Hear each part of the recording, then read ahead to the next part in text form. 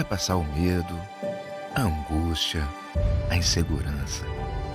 Vai ficar para trás a saudade do abraço apertado, do almoço em família, do happy hour com os amigos. As coisas ainda estão fora de lugar. Viva o agora. Diga que ama. Pergunte se está tudo bem. Olhe com carinho que mantém a cidade em segurança. Fique em casa, se puder. Respire. Trabalhe. É hora de pensarmos no todo. Somos o país que não desiste até o último segundo da prorrogação. E juntos daremos a volta por cima.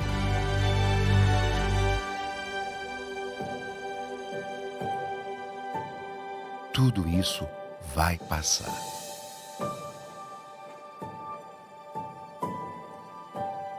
Enquanto não passa, conheça o novo jeito Quali de ajudar.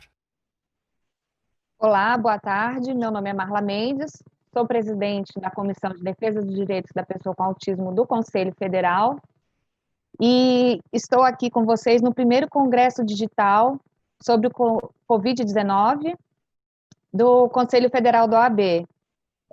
Nós vamos falar aqui sobre as repercussões jurídicas e sociais da pandemia, e o nosso painel 16, especificamente, vai falar dos impactos da Covid-19 na vida das pessoas com autismo. Antes de apresentar os nossos palestrantes, eu gostaria de agradecer, na figura do Dr.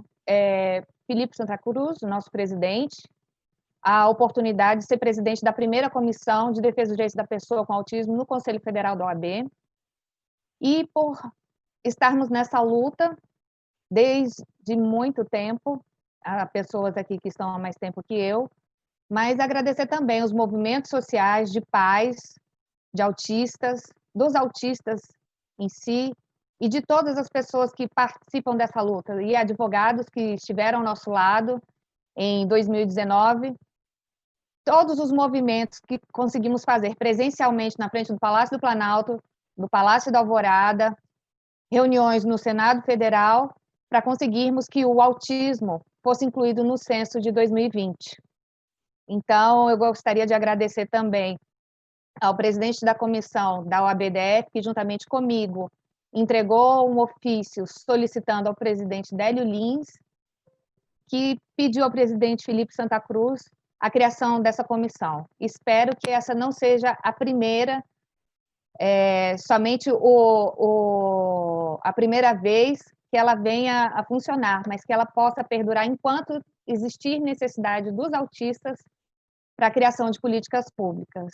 Muito obrigada. Agora vamos aos nossos palestrantes. Primeiramente, eu queria apresentar o Dr. Paulo Liberalesso, médico neuropediatra de Curitiba, pós-graduado em epileptologia, mestre em neurociências, doutor em distúrbios da comunicação humana e diretor técnico do Serena, que é uma clínica de intervenções para crianças dentro do transtorno do espectro autista. Com a palavra, doutor Paulo Liberalesso, se o senhor quiser falar alguma coisa, depois eu farei algumas perguntas. Agradecer pelo convite, Marla. Na verdade, para mim é um prazer enorme estar aqui hoje, e essa interface entre o direito e a medicina, particularmente no que tange ao transtorno do espectro autista, é absolutamente fundamental. Então, quero agradecer pelo convite, espero que a gente tenha uma hora de uma discussão muito produtiva hoje. Obrigada. Bom, doutor Paulo, o senhor que é médico, eu gostaria de perguntar o que é o autismo, que muitas das pessoas que estão nos assistindo não sabem do que se trata, e também quais as principais demandas no seu consultório nesse período da Covid-19, nesse período de pandemia. Perfeito. Marla, eu vou fazer assim, eu vou usar essa minha fala de 15 minutos para explicar para as pessoas o que é o autismo, porque o público nosso hoje aqui, basicamente, é de estudantes de direito e de advogados. Então, pessoas para as quais o transtorno do espectro autista é um tema muito distante, né? Então, eu vou usar esse tempo para falar isso e para embasar a fala dos meus próximos colegas. Bom, quando a gente vai falar de condições neuropsiquiátricas, e o autismo é uma dessas condições, a gente precisa entender que na medicina existem basicamente dois tipos de diagnóstico. Existe um diagnóstico que nós chamamos de positivo-negativo. O que é isso? É uma condição que ou você tem ou você não tem. Por exemplo, pneumonia. Pneumonia é positivo ou negativo. Ou você está com pneumonia ou você não está com pneumonia. AIDS, todas as doenças infecciosas, parasitárias, muitas doenças neurológicas.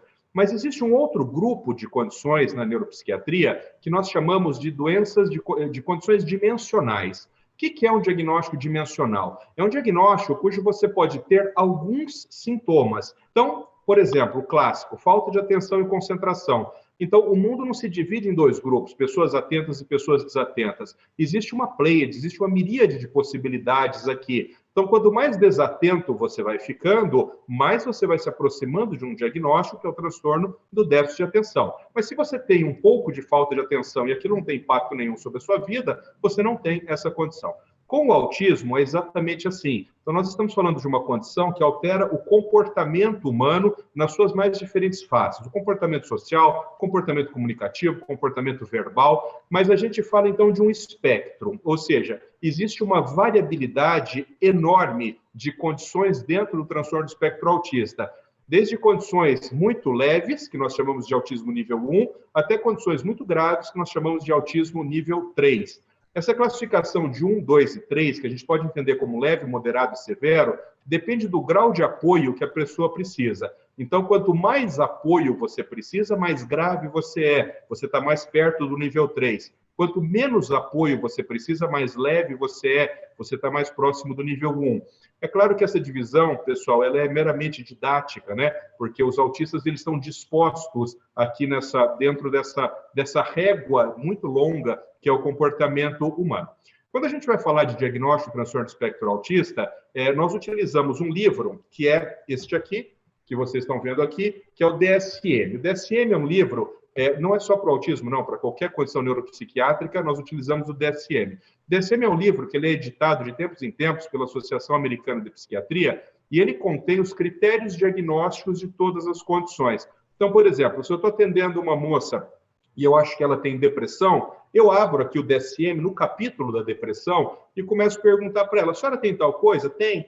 Bom, então a senhora tem diagnóstico de depressão maior. No autismo é a mesma coisa. Então, quando eu estou atendendo alguém com suspeita de autismo, você abre ali o teu DSM no capítulo de autismo e começa a perguntar, teu filho tem tal coisa? Tem tal coisa? Tem. Você faz o diagnóstico de autismo. É claro que ninguém fica abrindo esse livro. Os neuropsiquiatras conhecem esse livro decor, os critérios diagnósticos decor. Então, você vai cumprindo a meta do livro, mas ninguém abre o livro fisicamente, né? Então, eu vou pontuar para vocês quais são as principais características que chamam a atenção para o diagnóstico do transtorno do espectro autista. É assim que a gente se baseia para poder fazer o diagnóstico nas crianças. Primeiro critério diagnóstico, não há reciprocidade, não imita. Eu costumo dizer, gente, que se você entender este critério diagnóstico, você entendeu o transtorno do espectro autista, porque o autismo é isso. Nós precisamos compreender que o comportamento humano, ele não é formalmente ensinado dos pais para os filhos. O comportamento humano, ele é aprendido por cópia. Então, o bebê, ele vai observando o comportamento social das pessoas, esse comportamento em algum momento é reforçado e ele adquire aquela habilidade. O comportamento verbal, o desenvolvimento da fala, exatamente da mesma forma. Ninguém ensina uma criança a falar. Essa criança ela vai copiando o comportamento verbal desde o momento que ela nasce. Na verdade, na vida fetal já começa isso. Essa fala ela vai sendo reforçada e a criança aprende a falar. É justamente esse sistema que falha no cérebro do bebê autista. Então, os circuitos cerebrais que deveriam fazer as cópias de comportamento social, que deviam fazer as cópias de comportamento verbal, ou eles não funcionam, ou eles funcionam menos do que deveriam. Então, quando esses circuitos que deveriam fazer a cópia de comportamento social não funcionam, a criança passa a ter um comportamento diferente das outras crianças. Quando os circuitos que deveriam fazer a cópia do comportamento verbal não funcionam, a criança vai ter um atraso do desenvolvimento da fala, da comunicação como um todo, muitas vezes. Então, um dos primeiros sinais que a gente pode observar é quando chega lá ao redor de 1 ano, que o bebê teria que começar a bater palma, mandar beijo, dar tchau, né? São coisas que você não precisaria ensinar, a criança deveria aprender. O bebê autista muitas vezes não consegue, porque esses comportamentos são aprendidos por cópia. Quando o bebê chega lá com 1 ano e meio, 2, que ele já deveria estar falando 100, 150, 200 palavras, muitas vezes ele fala 10, fala 20 ou não fala. Por quê? Porque o circuito de cópia da fala também não está funcionando. Então, esse não há reciprocidade, não copia, é a base do diagnóstico do transtorno do espectro autista. Um segundo aspecto importante, que ele é muito valorizado, é o chamado contato visual fraco. Tem que tomar cuidado com isso, pessoal. Muita gente traduz isso pensando assim, o autista não olha nos olhos. Isso não é verdade. O autista ele não sustenta o contato visual. Então, se você der um grito, ele provavelmente vira para você. Só que ele não sustenta o contato do ponto de vista social. Olhar nos olhos é uma habilidade social, é importante que a gente tenha essa habilidade social e ela é adquirida já nas primeiras semanas de vida. Bebês típicos, nas primeiras semanas de vida, enquanto estão sugando o seio da mãe, já são capazes de manter um bom contato visual. Um outro aspecto que a gente valoriza muito para o diagnóstico, talvez hoje seja o aspecto mais importante, é o que nós chamamos de atenção compartilhada. Atenção compartilhada é a capacidade que você tem de prestar atenção no que alguém já está prestando atenção. Isso pode parecer uma coisa sem importância, mas isso é absolutamente fundamental. Nós aprendemos a falar por causa da atenção compartilhada. Vou dar um exemplo. Você tem um objeto, uma caneta, por exemplo, em cima da mesa, você fala para a criança assim, filho, olha a caneta. E você olha para a caneta e aponta a caneta. Se o menino tiver uma atenção compartilhada adequada, ele vai olhar para a caneta e olhar para você. Ou seja, ele compartilhou a atenção naquele objeto com você. E assim ele aprendeu que aquele objeto se chama caneta. Ele acabou de aprender a nomeação daquele objeto. Então, a atenção compartilhada, ela fundamenta praticamente todas as nossas experiências comportamentais. Então, a atenção compartilhada, existem muitos estudos que mostram que 100% dos autistas falham na atenção compartilhada. Então, é um aspecto que deve ser muito valorizado. Um outro aspecto importante é a falta de interesse por outras crianças. Veja, aí tem que tomar um pouco de cuidado, pessoal, porque algumas pessoas imaginam que o autista não gosta das outras crianças. Absolutamente. O autismo não é uma condição que altere o afeto das pessoas. Isso é um erro clássico, na verdade, um erro histórico. Eu sempre digo, não tem criança mais gostosa para você ter em casa do que autista, tá certo? Ele fica toda hora com você, pulando em cima de você, mexendo em você. Ele tem um afeto fantástico. O que ele não entende são os limites sociais de como demonstrar esse afeto. Então, dentro de um grupo de crianças ali, o autista ele pode não ter tanto interesse pelas crianças, porque, por exemplo, ele está interessado por objetos. Isso é muito comum. Muitos autistas se interessam mais por objetos do que por crianças. Mas no momento da troca de afeto, a troca de afeto é absolutamente normal. Do ponto de vista da fala, nós já falamos então que muitos autistas têm atraso da fala. Alguns autistas, uma boa parte deles, têm o que nós chamamos de ecolalia. Eco, repetir, lalia, fala. Ecolalia, repetir a fala. Então, ele pode repetir a fala exatamente depois que você falou, nós chamamos de ecolalia imediata. Então, você diz assim, qual o seu nome? Em vez de ele falar o seu nome, ele repete, qual o seu nome? Daí você fala, não, filho, eu estou perguntando o seu nome. Daí ele fala o seu nome. Ou seja, ele está ecoando aquilo que você falou. É um comportamento verbal muito típico no autismo. Existem outros autistas que têm a tal da ecolalia tardia. O que é ecolalia tardia? O neném repete alguma coisa que ele ouviu no passado. Por exemplo, ele repete um pedaço de um desenho animado ou a fala da Marcha e o Urso. Ou seja, aquilo não acabou de acontecer. Aconteceu algum tempo atrás e a criança repete. E tem um terceiro tipo de ecolalia que é menos frequente, que nós chamamos de ecolalia mitigada, que é quando a criança ela tem uma ecolalia tardia, mas essa ecolalia é funcional. Vou dar um exemplo. Você pergunta assim para a criança, filho, qual o seu nome? Ele fala assim, meu nome é Carolina, com essa entonação. Você está vendo que não é a criança que está falando, ela se apropriou da fala de um desenho animado para responder o nome dela. Ou seja, ela é uma ecolalia, não está partindo dela, ela está usando a fala de outra estrutura, mas aquilo tem sentido, é funcional. E, por último, tem um último tipo de ecolalia, que nós chamamos de paleolalia, que são aqueles autistas que repetem o que eles mesmos falam. Então, é aquela criança que fica um pouco cansativa, porque ele fala o que ele fala mesmo, repetindo várias vezes por dia, e num contexto totalmente fora do que está acontecendo ali.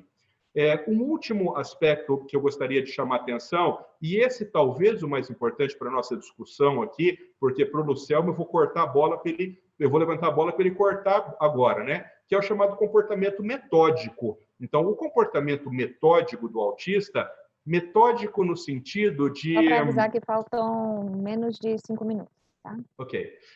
O comportamento metódico do autista é um comportamento rígido. Então, ele aprende uma coisa de tal jeito e ele gosta de fazer aquilo sempre daquele jeito. E aí, então, nós começamos a perceber o porquê que muitas vezes está difícil dar aula para essas crianças em casa.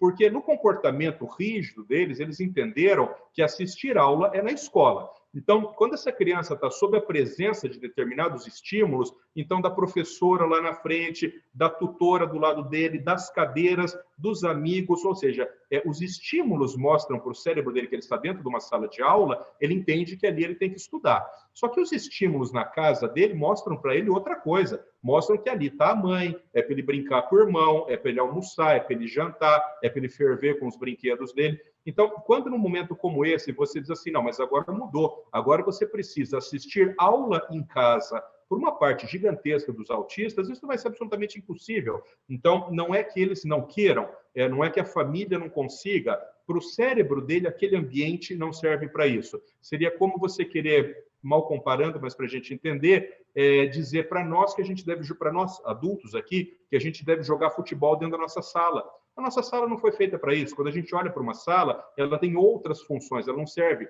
para jogar bola. Então, só que o autista ele é extremamente rígido nisso. Então, isso está uma das, talvez o aspecto mais importante para essa discussão hoje aqui, do impacto da pandemia do Covid no transtorno do espectro autista, eu acho que seja a discussão do comportamento metódico, né? Para finalizar, pessoal, como as pessoas não estão muito acostumadas com TEA, o autismo é uma condição genética, na imensa maioria das vezes, próximo a 100%. 96%, 97% das vezes, o autismo é uma condição genética. Importante a gente dizer isso, porque também tem uma outra coisa que está surgindo muito agora, que é as mães ficando totalmente alucinadas, dizendo que a exposição excessiva a telas está provocando transtorno do espectro autista, porque as crianças estão ficando muito tempo trancadas dentro de casa. Então, embora seja péssimo a exposição prolongada a telas, não há absolutamente nenhuma relação entre exposição prolongada a telas e transtorno do espectro autista. Acho que vou passar para o Luciano, Marla, que acho que ainda falta alguns minutinhos. Se eu tiver mais alguma colocação, faltam não, quase... eu vou com prazer passar para o Luciano. Acho que o que eu precisava falar aqui para os advogados, acho que deu. Tá certo, doutor Paulo, muito obrigada. Eu que também sou mãe de autista, me esclareceu muito. Algumas coisas eu pude ver em relação ao meu filho e, por falta de conhecimento, o diagnóstico dele foi um pouco tardio. Perfeito. Bom, vamos agora falar com o doutor Lucelmo. Doutor Lucelmo Lacerda é doutor em Educação pela PUC São Paulo, pós-doutorando no Departamento de Psicologia da UFSCar, psicopedagogo, professor da especialização em autismo TEA-TEDIC da Universidade Federal de Tocantins e em aba aplicada ao TEA e DI do CBI de Miami. São algumas siglas, né, doutor Lucelmo? Se você quiser explicar o seu trabalho que você faz, aproveitando uns minutinhos aí antes de adentrar, porque as pessoas não sabem. TEA primeiro é transtorno do espectro autista, né? E ABA, enfim, pode se apresentar melhor e começar na discussão. As perguntas que eu tenho para te fazer seriam quais as dificuldades de aprendizagem do autista e por que isso se agrava na educação remota. Perfeito. Então, agora com essa introdução do Paulo, ficou mais fácil aqui, porque eu consigo usar isso aqui como um background, né, para eu começar. Sim. Então, não, mas eu acho que essas questões aí são questões em relação ao currículo, não tem importância para esse debate. Então, eu quero entrar nesse ponto já direto, porque é um ponto complexo, né? Então, vamos lá. Como o Paulo Liberalice falou, doutor Paulo, o autismo ele é uma condição, é um transtorno do neurodesenvolvimento, né? Ou seja, esse indivíduo tem um desenvolvimento diferente do que outras crianças, né? Não só pessoas com autismo, mas pessoas com deficiência intelectual e outras condições também estão nessa mesma categoria de transtorno do neurodesenvolvimento. Então, quando a escola, o sistema de educação, ele estipula um currículo, ele estipula uma base nacional, um parâmetro curricular, ele parte do pressuposto de que certas habilidades já estão presentes. Então, ele toca dali para frente. Então, vou te dar um exemplo. o primeiro ano do ensino fundamental, ele tem lá um conteúdo importantíssimo, prioritário, né, que é alfabetização. Primeiro, segundo, terceiro ano é basicamente isso, né? Bom, então a professora chega no primeiro dia de aula e ela vai ensinar os fundamentos da alfabetização e como que o indivíduo deve aprender a ler e escrever. Então ela está partindo do pressuposto que o aluno tem uma série de habilidades. Vou dar alguns exemplos.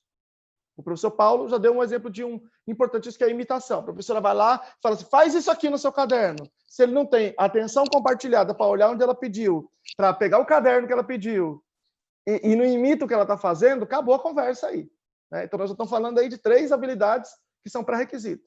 Segmento de instrução é outra habilidade pré-requisito, né?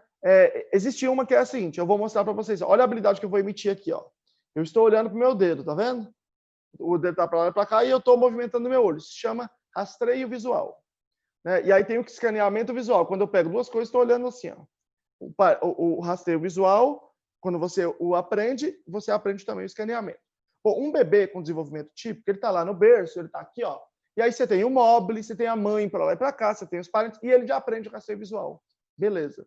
Ninguém precisa ter aula de rastreio visual. A não ser que esse indivíduo tenha um transtorno do neurodesenvolvimento.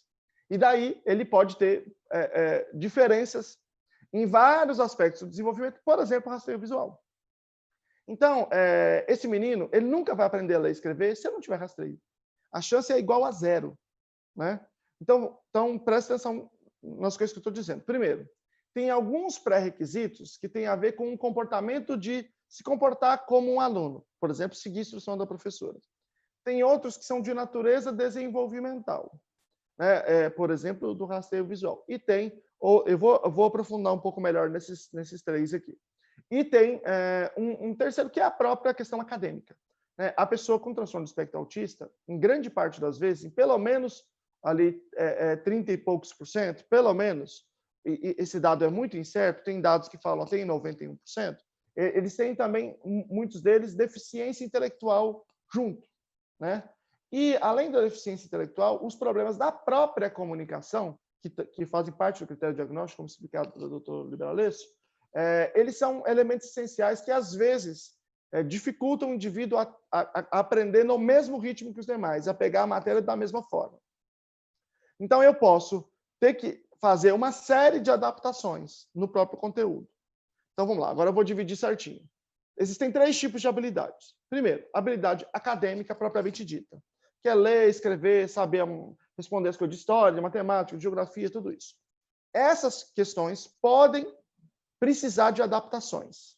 Podem precisar de simplificação, por exemplo, se a criança tiver algum aspecto cognitivo com um pouco mais de dificuldade, como, por exemplo, com deficiência intelectual. Então, eu posso ter que simplificar, eu posso ter que mudar a linguagem, porque, por causa dos problemas de linguagem, eu preciso dar uma linguagem mais clara, menos metafórica, que essa é uma questão que acontece muitas vezes. Enfim, eu posso ter que fazer adaptações. Então, hoje, como é que o professor faz a aula? Ele vai em frente ao computador e ele faz a aula que ele sempre fez em sala. Só que agora ele está gravando e está entregando, né? É entregue por esta via. Então, isso pode não ser suficiente para este aluno com transtorno do espectro autista.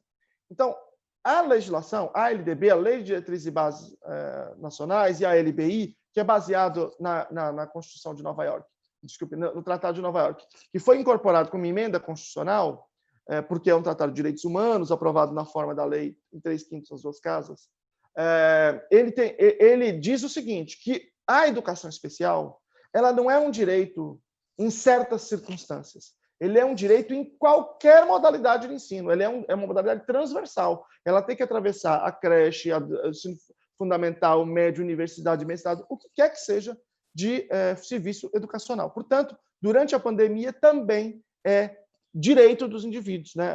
A Fabiane vai falar depois disso.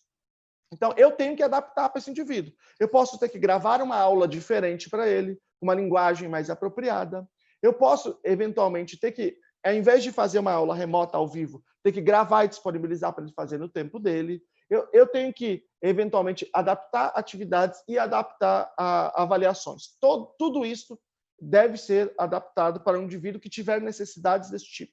Como é que a gente sabe se ele tem necessidades? Só avaliando individualmente. Não existe, assim, adaptação para autista. Isso não existe acho que ficou muito claro na explicação do Paulo, essa ideia de espectro, né? Cada um é absolutamente diferente. Nós temos, dentro do mesmo espectro, desde um menino que está fazendo doutorado em mecânica quântica com 14 anos, um gênio, até um menino que com essa mesma idade não consegue ir ao banheiro sozinho e não consegue falar uma palavra nem entender.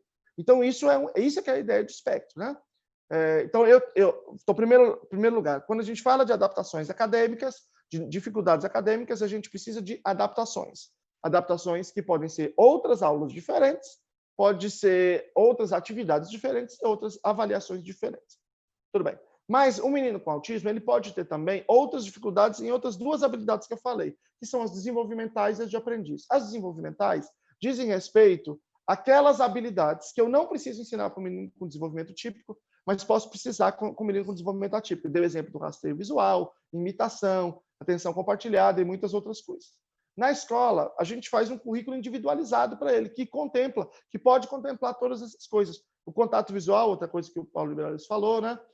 Então, eu faço esse currículo individualizado. E esse currículo não é possível para a professora regente ensinar, porque a professora regente tem 30, 35 alunos. É por isso que há o direito a acompanhante especializado. Então, esse menino que tem essa necessidade, num contexto normal de escolarização, ele tem um acompanhante do lado dele, certo? Também para as habilidades de aprendiz. O que são elas? É o indivíduo se comportar como um aluno. Isso que é o grande desafio em casa, talvez.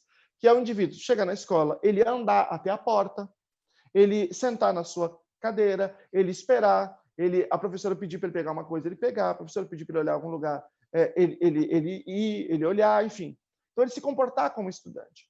E este é o grande desafio, muitas vezes, em casa. Por quê? Porque esse indivíduo tem que sentar, não mais ir para a escola, mas ele tem que sentar no seu quarto ou na sala, depende da estrutura da família, ele tem que prestar atenção num vídeo. Quer dizer, mudou tudo, mudou toda essa rotina. Esse indivíduo que tem problemas de habilidade de aprendiz, então, por exemplo, esse indivíduo que não consegue sentar e esperar durante a sua aula, ele tem um acompanhante que vai ajudá-lo nisso. A professora regente não tem como dar essa instrução e esse acompanhamento para ensinar esse menino a sentar. E as pessoas podem achar que eu estou exagerando, mas procurem pessoas que trabalham em escolas públicas, vocês vão ver que praticamente toda escola tem um menino que corre durante a aula inteira e não entra na sala, simplesmente não entra, durante as 4 horas, todos os dias. Isso é muito comum, né? Ou entra e fica rodando dentro da própria sala, assim por diante. Pois bem, dito tudo isso, eu não posso mandar, neste contexto, um acompanhante para a casa do indivíduo, né, por causa da pandemia. Então, o que é o processo que a gente deveria estar fazendo agora? Primeiro, a gente deveria ter uma avaliação e saber fazer boas avaliações disso e fazer um bom planejamento, uma boa programação desse processo de ensino, né? E quando a gente faz isso, a gente, ao invés de treinar alguém que vai acompanhar a criança na sala de aula, treinar quem está na casa dele. Então, os pais ou outras pessoas que nas suas casas, eventualmente, têm uma disponibilidade para ajudar essas crianças, deveriam estar recebendo essa instrução. Deveriam estar recebendo esses planejamentos de ensino. Por exemplo, eu chego para o professor de recursos e digo, olha, ou o professor de educação especial, digo, olha, o meu filho, a aula está vindo, a aula já está adaptada, a atividade já está adaptada, mas ele senta em frente ao computador, ele só consegue ficar 10 minutos e não as 3 horas. Então, como é que eu ensino ele a ficar 3 horas? Ou ficar o máximo possível, né, e avançando até eu conseguir fazer 3 horas? Existem soluções para isso. O professor de sala de recurso, o professor de educação especial, deveria dominar essas soluções e aí escrever uma solução e treinar aquele pai à distância para ele implementar, ou outra pessoa na sua casa. Aí, como é que a gente ensina os pais a fazerem isso? Existem pesquisas muito sérias em relação a isso, inclusive brasileiras, que são feitas na Universidade Federal do Pará, por exemplo, né? O FPA, e que pode permitir o indivíduo a treinar pela internet, que essa é a natureza dessas pesquisas. Então, fazendo uma síntese aqui das coisas que eu falei. Vocês estão acompanhando aí, todo mundo está acompanhando a questão da Covid-19, né? Aliás, esse é o tema aqui, e todo mundo deve ter visto, por exemplo, que uma vacina, 2 vacinas já mostraram resultados positivos. E por que elas não chegaram, não distribuíram ainda para as pessoas? Por um motivo simples, porque a pesquisa que foi feita é uma pesquisa ainda pequena, inadequada ainda. Ela é importante, ela é a fase 2, como a gente chama, falta a fase 3. Antes disso, é proibido, É crime hediondo você distribuir uma vacina ou um remédio que não tenha evidência de que funcione. Né? No Brasil é crime hediondo, ninguém pode pôr na farmácia, nada disso. Bom, acontece que na educação não se opera normalmente na mesma lógica. Né? Ou seja, as práticas utilizadas, selecionadas na educação, não são práticas que se demonstraram, em geral, eficazes. E o ponto de vista que eu estou falando para vocês é esse. Inclusive, é um ponto de vista até do ponto de vista principiológico jurídico, já que o princípio do melhor interesse da criança é o princípio que rege todo o nosso ordenamento jurídico no trato à criança, o melhor interesse deveria ser a gente usar as melhores práticas, aquelas que provaram que funciona, ao invés de a gente ficar tentando e ver o que dá. Né? Tentando dar sorte, sobretudo com uma população tão vulnerável. Então, este modelo que eu estou apresentando aqui para vocês não é opinião de especialista, né? Minha opinião não tem nenhum valor, e quem está em ciência sabe disso. O que eu estou descrevendo é qual é a prática com melhor evidência. Prática com melhor evidência é adaptar as atividades conforme o nível do indivíduo. Né? Só para falar que faltam 4 minutos, menos de 4 minutos. Eu estou no cronômetro aqui, acompanhando. Descrever de maneira muito clara o que o indivíduo precisa e aí encarando esses 3 níveis de habilidades que a gente precisa ensinar. Então, o ideal é que essas habilidades fossem descritas e planejadas em torno do que a gente chama de programa de ensino. Esses programas de ensino, eles têm aí uma folha de registro, né? Essa folha de registro permite que a gente acompanhe para e passo se o indivíduo está conseguindo ou não está conseguindo. Então, só para dar um exemplo de uma prática com evidência. Se um menino fica em frente à TV, em frente ao computador, só 10 minutos, e ele deveria ficar 3 horas, o procedimento aí deveria ser um procedimento combinado de reforçamento, né, com modelagem. Ou seja, a gente pega esse menino, em vez de deixar 10 minutos, que ele começa a emitir comportamentos problemáticos, a gente pega 9 minutos e a gente deixa ele 9 minutos concentrado e reforça os comportamentos, depois sai por uma pausa, faz uma coisa que ele gosta muito, e aí quando ele está fazendo 9 minutos tranquilo, sem apresentar nenhum problema, a gente aumenta um pouco mais, em torno de 20%, e aí a gente mantém ele aqueles 20% a mais, que daria, sei lá, 11 minutos, mais ou menos, e aí a gente vai aumentando progressivamente, até a gente conseguir que esse menino fique durante as 3 horas. Mas isso não pode ser assim. Não, vai aí aumentando aí, vai um pouquinho para frente, vai subindo. Não é assim que funciona. A gente tem critério de aprendizagem, a gente tem protocolo de registro, a gente tem que escrever isso, treinar o pai, lembrando que o pai não tem nenhuma obrigação de ter conhecimento sobre essas práticas baseadas em evidências, né? É o profissional da educação especial que que deve dominá-las, né? Que deve saber qual selecionar. Nos Estados Unidos, para fechar, existe uma lei chamada Nenhuma Criança Deixada para Trás, que não é nenhuma bondade deles, porque em direitos sociais nós somos melhor que eles. Isso é fruto da luta dos pais organizados. E aí estou falando aqui também como pai de uma criança com autismo, também um militante da causa, né? E nessa lei, Nenhuma Criança Deixada para Trás, diz que é proibido usar qualquer prática sem evidência na educação especial.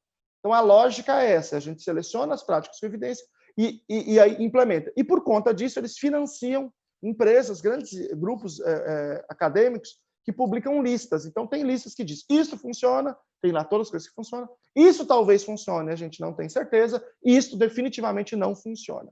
Se um dia vocês pesquisarem, vocês vão ver que muito daquilo que está na lista que não funciona, muitas vezes, é utilizado, por exemplo, nas escolas brasileiras. E é esse o cenário que a gente entende que é uma violação de direito e agravado numa condição de pandemia.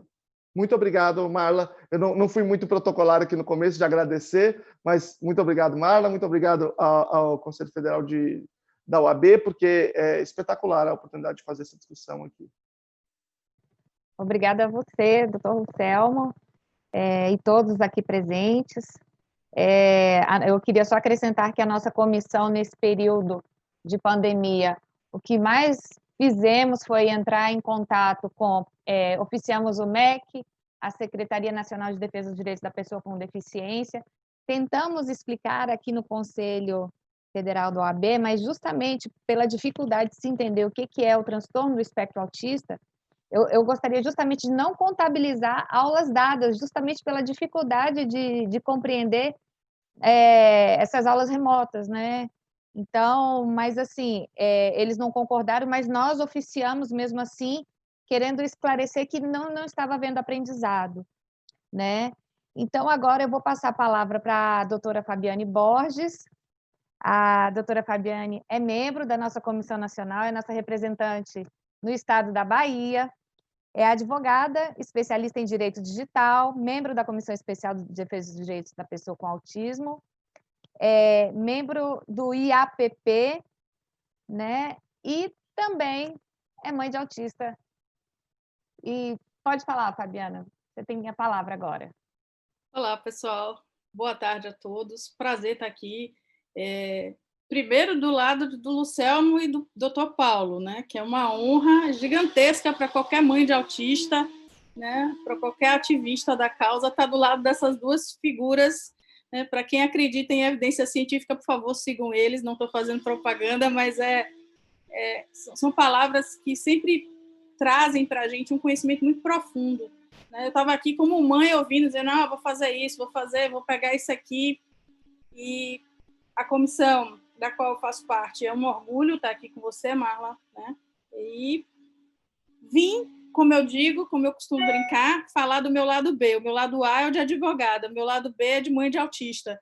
Vamos falar um pouquinho aí, o que é que você tem para mim? Né? O que é que você quer saber especificamente? Me diga. Tá certo, Fabiane.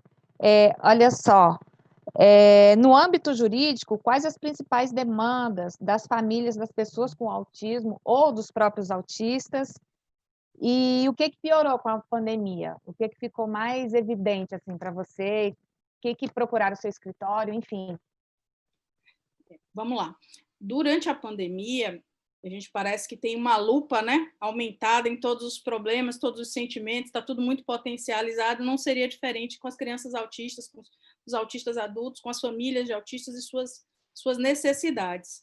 O que eu percebi ao longo desses últimos 5 meses foi um aumento de uns 40% a 50% mais ou menos na busca por medidas, tutelas judiciais, no sentido de fazer garantir que os planos de saúde dessem o teleatendimento, principalmente logo no início, antes da determinação da Agência Nacional de Saúde em relação à cobertura dos planos desses teleatendimentos. Muitos autistas ficaram ou ainda estão sem esse tipo de acompanhamento. A gente sabe que é difícil, inclusive, para um autista, às vezes, sustentar aquele relacionamento com o terapeuta, né, pela via eletrônica, e no início os planos se recusaram a cobrir, né, esses atendimentos. Então, a gente viu um aumento significativo de demandas nesse sentido, contra as operadoras de saúde, para que elas fossem obrigadas a cobrir esse tipo de tratamento, esse tipo de atendimento virtual, digamos assim. Também observei que, por conta até do desemprego, dos afastamentos, das despedidas, né, durante a pandemia, o número de pais solicitando o saque do FGTS foi bastante grande. A lei do FGTS, ela tem inúmeros clausos, como a gente diz, ela tem um rol taxativo que só permite o saque administrativo em determinadas e específicas condições. Mas a gente também sabe que, judicialmente falando, quando você leva ao judiciário a pretensão de sacar o FGTS para fins, né, de tratamento de alguma doença ou para alguma situação emergencial, os juízes, em sua grande maioria, têm acolhido, e o autismo é um dos motivos. Existe uma tese de mestrado, eu não vou me lembrar agora de que universidade que apurou que o custo mensal de uma criança autista para uma família é de R$ 9.700. Então, é um custo gigantesco, né, para aqueles que podem efetivamente pagar. Sabemos que a grande maioria da população brasileira não tem acesso a essa quantidade de dinheiro, e o atendimento público de saúde para o autismo ele ainda é extremamente subdimensionado. Então, percebi que, do início da pandemia para cá, o número de ações, de pedidos lá no escritório de pais, eu advogo gratuitamente para pais de autistas, aumentou muito, no sentido de fazer o levantamento do FGTS para fazer frente às despesas durante a pandemia, por conta do autismo, e os juízes, em sua maioria absoluta, unanimidade, têm aceitado relativizar esse rol taxativo do FGTS para permitir que o empregado saque os valores depositados na conta do FGTS, né? E isso é muito bacana. Uma outra situação jurídica que tem acontecido bastante diz respeito justamente ao que o doutor Luciano tem falado, né? O número de atritos com as escolas está bem potencializado, né?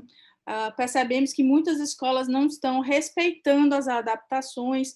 A gente sabe da dificuldade que deve ter sido para muitas escolas a migração para o ambiente virtual tão repentinamente e tudo, mas ao longo do tempo, ao longo desse período, muitos pais vieram para a gente para perguntar o que poderia ser feito para obrigar a escola a fazer as adaptações, né? O que é que poderia ser implementado para garantir que o aluno, né, para que aquela criança com autismo tivesse acesso efetivamente às adaptações curriculares, provas, muitos preocupados, né? Se meu filho vai perder de ano, se meu filho não está conseguindo assistir. Eu aqui em casa, inclusive, tive uma dificuldade grande com o meu, posso falar por experiência própria, meu filho não consegue ficar sentado de 7h40 até 12h30 para assistir a aula.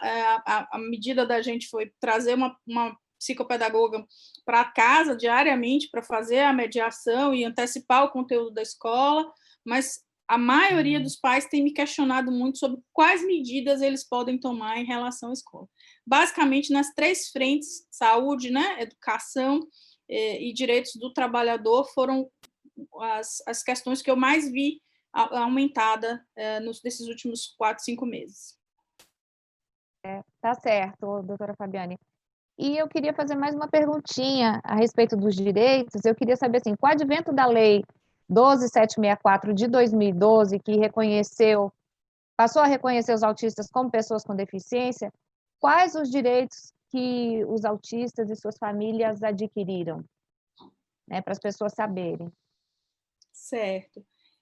Bom, a lei do autismo, né, ou a lei Berenice Piana, como ela é conhecida, que é o nome de uma mãe de autista, ativista também, que lutou para que nós tivéssemos essa legislação, ela traz para mim algo que é extremamente significativo, né? Quando você tem uma legislação que diz a você que autismo é uma deficiência, você consegue trazer o autismo de uma sombra da invisibilidade. Autismo é uma deficiência invisível.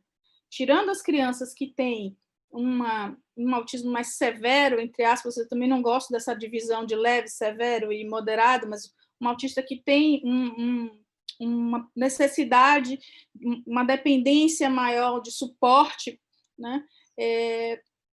Os autistas, de um modo geral, eles não têm nenhuma característica física que identifique eles logo de imediato, né? É curioso isso, porque, por exemplo, nós temos um carro comprado, adquirido pelo direito à isenção de IPI que as crianças com deficiência, que os portadores de deficiência têm.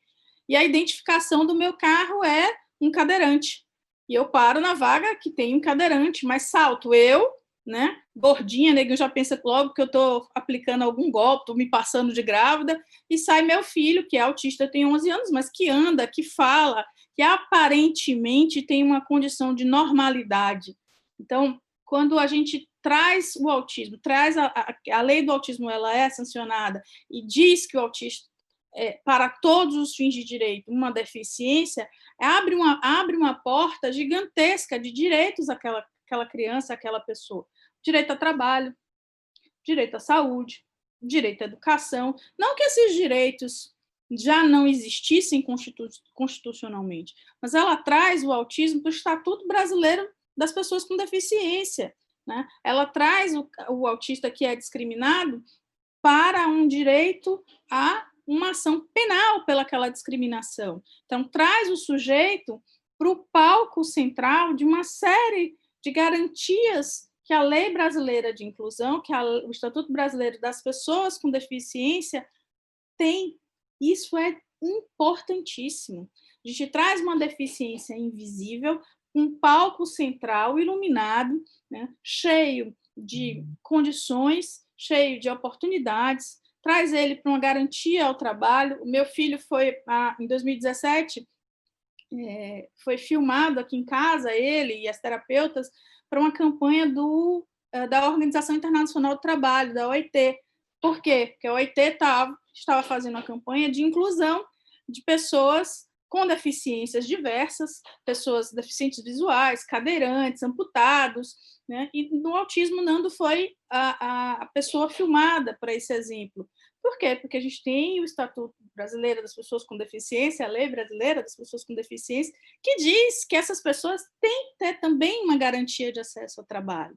Eu acho que, para mim, o fundamental, quando a gente pensa, né, numa legislação que diz expressamente que, para todos os fins legais, para todos os fins de direito, aquela condição de neurodiversidade é uma deficiência, é de suma importância. É ela que permite, inclusive, que a gente vá à justiça e peça a redução de jornada de trabalho para servidores públicos estaduais e municipais, porque a Lei Romário prevê isso para os servidores públicos federais, mas os estados e municípios não têm. Mas a gente vem e mostra que o autismo é uma deficiência, que aquela criança não pode ser tratada de forma diferente de um filho do servidor público federal, e consegue, baseando não só na lei, por analogia, na Lei Romário, mas também no Estatuto Brasileiro das Pessoas com Deficiência e na Convenção Interamericana de Direitos Humanos, mostrar que aquela pessoa, que aquela família, que aquele pai ou aquela mãe tem necessidade de um acompanhamento muito maior do dia a dia daquele filho ou daquela filha, que precisa de um suporte, que precisa estar na terapia. De tudo que foi falado aqui pelo Dr. Paulo e Dr. Luciano, a gente pode observar que eu acho que, de fato, os pais são os grandes terapeutas, no final das contas, né? Eles precisam estar ali perto. E essas garantias, esses direitos, a gente não conquistaria se não houvesse uma legislação específica atribuindo ao autismo uma condição de deficiência, né? Acho que isso é o mais importante da legislação para mim. Doutora Fabiane, eu vou aproveitar que a gente ainda tem mais alguns minutinhos, e os demais participantes, se quiserem falar, mas é o seguinte, é justamente isso que diferencia o autismo. O autismo não é visível, as pessoas não entendem a complexidade que o Dr. Paulo explicou ali, do nível de assistência, né? E quanto mais assistência ele precisa, mais grave é o quadro, né, mais severo seria. É muito difícil subdividir isso, porque são habilidades múltiplas, né? A gente não tem como falar assim, é severo por causa disso. Vai depender da assistência realmente. E a dificuldade desse diagnóstico, porque o autismo, eu sinto que ele ficou... Eu lembro quando eu era criança que a gente ouvia algumas palavras que eu não vou nem repetir aqui, mas aquele filho que ficava escondido no fundo da casa, num quarto, né? Que não tinha um desenvolvimento normal, vamos dizer assim. E as famílias escondiam, não sabiam como lidar. Hoje eu olho para trás e vejo fulano estava dentro do espectro e não teve tratamento. Olha só, por que o grau dele era severo? Por que ele gritava? Por que ele agredia? Porque não se tinha o diagnóstico, né? E também, não sei se eu acredito que sim, com a evolução da ciência, com os estudos e com a questão do diagnóstico, né? E o movimento do orgulho autista que surgiu nos Estados Unidos, né? E depois foi replicado aqui no Brasil, isso hoje está mais evidente. Só que eu queria dizer uma coisa assim para todo mundo, sabe? Das comissões de defesa dos direitos da pessoa com deficiência. Nós somos solidários com todas as pessoas que têm qualquer dificuldade que seja. Nós não queremos ser mais importantes que ninguém, nós familiares de autistas, nem os autistas, pelo amor de Deus, né? Nós queremos apenas correr atrás desse tempo, dessa lacuna, desse lapso temporal em que o autista ficou escondido, em que o autista ficou trancado no fundo de casa. Porque, na verdade, o autista só veio ser reconhecido em 2012, com essa lei 12764 de 2012, né? Então, graças a esses pais que deixaram de ter vergonha dos seus filhos, medo de falar, E a essas pessoas que passaram a estudar, passaram a acompanhar, enfim, essa evolução toda, social e científica, né, é que hoje eles começaram a ter algum acesso à saúde e educação. Doutor Paulo, o senhor quer falar?